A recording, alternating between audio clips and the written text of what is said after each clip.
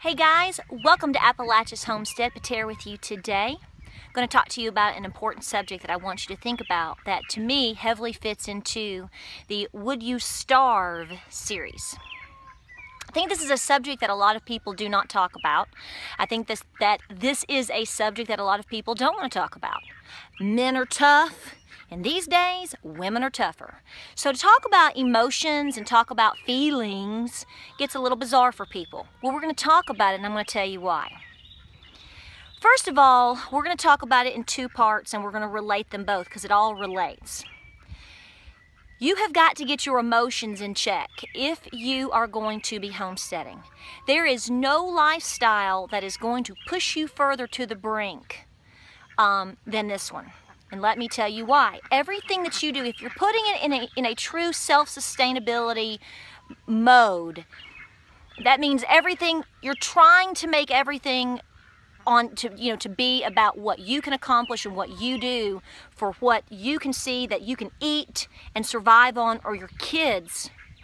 It's one thing to be doing it for yourself. It's another to know you have to produce for children. Let me tell you something.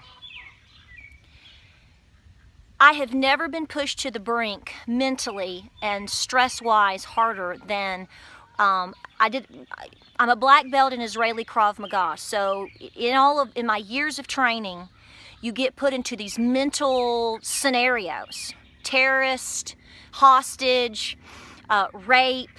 You're dealing with physical force, but you're dealing with, they're telling you, okay, so you're in this scenario, and all of a sudden they say, okay, now he's going to do this to you.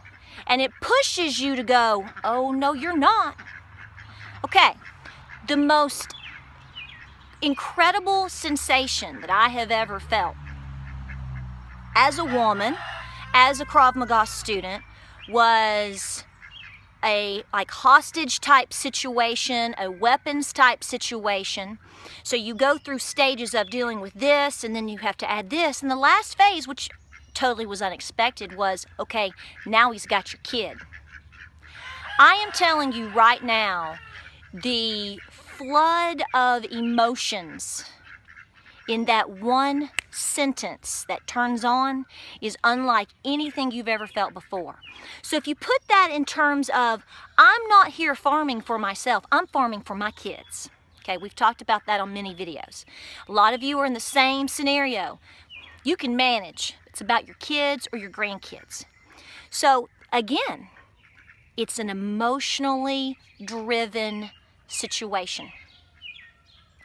Today's society and all the things that we see going on, regardless of who you are and what you think, is pushing people to the brink. Woo, rocket science there, Patera. But what you don't need to do is you do not need to bring that onto your farm. Hear me out and why. It's very easy to do that in a calming situation anyway. The cow's not cooperating with you. Yeah, the rooster just made his way across the field and flogged you. He's your only rooster, now what? What are you gonna do? Your corn didn't come up. What are you gonna do? You didn't cut enough wood for the winter. You don't have enough hay put away, and it's early cold winter spring, and it's snowing, and you don't have any hay. There's going to be a lot of scenarios that you're not expecting that are going to T-bone you from time to time. I've got an audience. I know. That is going to push you so hard emotionally, okay? So I'm letting you know these things. A lot of you have already experienced them. You took the cow some hay and she turned her head and she broke your nose. I mean, now what are you going to do? There's a lot of things that are going to push you regardless, that are going to try and test you on your homestead. Can you imagine that in a crisis situation? Really, I don't think any of us can. Your homestead, your skill sets, your mode of survivalism, your self-reliance, the things that you know and the things that you've taught yourself is all dependent upon whether you can feed your kids or not. So this is what I say to you now. Get your emotions in check, okay? You cannot go out to your barn totally stressed to the max with a chip on your shoulder and take it out on your Great Pyrenees because he chased a chicken. Now, you need to deal with those things appropriately. I'm not telling you to be ran over by your farm or your farm animals and situations. What I'm telling you is I want you to think about how you're handling them. Because when you are emotionally maxed and you come out here and she said this on Facebook, and I can't believe they did that over there, and I can't believe, you add politics, religion, and her, you add world affairs, you add some schmo on Facebook and all of these other things, you're going to take it out at home. And you can't do that. We are all guilty of this to some degree, so I'm not trying to be a hypocrite here. But I am really zoning in on the fact of I am pushing away all the negative entities in my life. On social media, people that I know. I'm not saying to get rid of everything, but what I am saying is you need to limit them. You've got to focus on your farm. You cannot deteriorate and become upset to where you're neglectful of your crops. It happens that you become neglectful of maybe your health. You have got to be in great health as much as possible. Whatever scenario you're in, you've got to have it to the tip-top max, because everybody has a capability and something to contribute, particularly in a crisis situation on a homestead. If you're disabled, there are probably still a lot of things that you can do to help those that are more physically able. That's a whole topic all by itself, okay? But trust me, you very well likely could have a very vital part. If you're an older person and you have a lot of skill sets here, those younger people with this are going to need you. So remember that. Everybody's got to be on game, okay?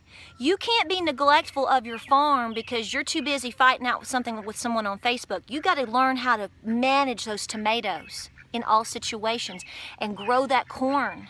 Okay, and know how to deal with a broody hen and a flogging rooster. Different ways to deal with him. You got to learn all these things.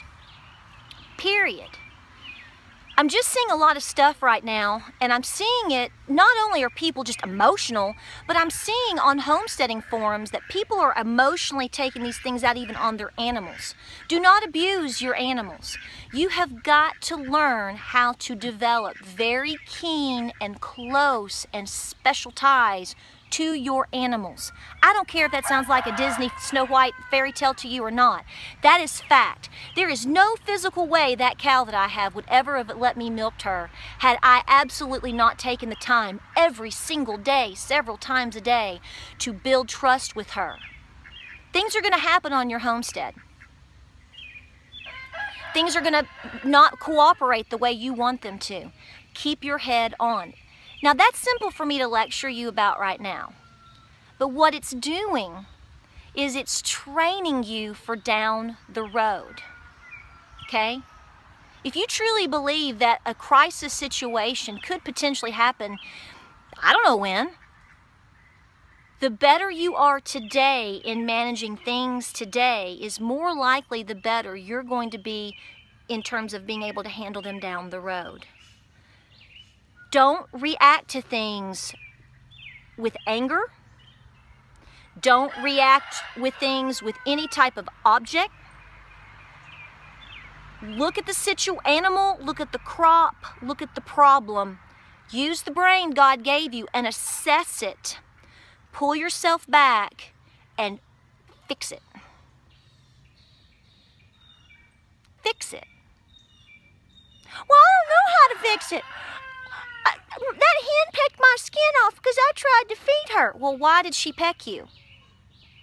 Well, she free ranges all day out, and I don't know why. When did she peck you and take that skin off the back of your hand? When I was trying to feed her. She's probably hungry. Do you think she's being bullied? Do you think some other hens are being aggressive with her? Maybe the area that you have her free ranging in isn't very plentiful in terms of what she needs. Don't get mad at the hen. Don't necessarily get mad at the rooster. A lot of these animals, or at the cow, listen, when it's hot outside, my cow, sometimes she just does, she is just not in the mood. I have to baby her a little bit. You need these animals, and you need to build trust, and you need to learn how to deal with these things. In a crisis situation, if you've only got 12 chickens and 1 rooster, you'd be insane to just cull them just because you got mad at them. You need them. You got to learn to work with this. In a crisis situation, your corn didn't come up. What are you going to do about it? You're going to get out there and you're going to replant it. That's what you're going to do about it. So, this is a little bit at you type of video, but I have sat back for a couple of days and I'm just watching these. It's like everything is erupting, and it's even overflowed into the homesteading community. Guys, you're the front of freedom. You're the front of self-reliance. I don't know if you know that. I don't know what you know. I'm telling you, you are. The skill sets that you have and how well you can maintain your cool, your kids are watching every bit of this. They're learning every bit of this. You need to focus on steer guiding that positive energy and that educational energy into the appropriate channels. Drown it out for now and teach your kids. You're going to be tested. It comes with the territory.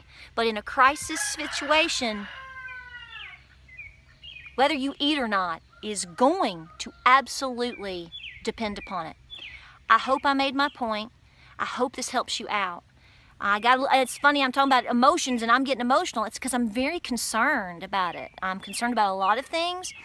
But, you know, it's just funny to see things happen in other areas, but when it spills over into the homesteading community, guys, that's a red flag. It's a red flag. Don't let it overtake you. Step back, get with your family, get with your close friends, get your books out. Tune down the social media. Hang out with me, you know, whatever. I just love you guys, and I'm concerned, and I just want to help you, and you guys help me. You guys help me more than I help you. I don't tell you that enough, and I don't thank you enough, and I just want you to know that, because down in the comment section, you know, there's going to be a lot of you that have something to say, some input, and everybody reads that. Okay, everybody wants to have a little bit of a lean on each other and go, am I crazy? No, you're not crazy. You know what to do. Just keep it in check and keep it cool. If you like this video, like and subscribe. Check us out on Facebook, Instagram, and Pinterest. This wasn't the setting I wanted to be in, but we got a lot of rain. I was going to show you. I'll take some pictures. Our corn is doing so good. Don't give up. Y'all take care out there.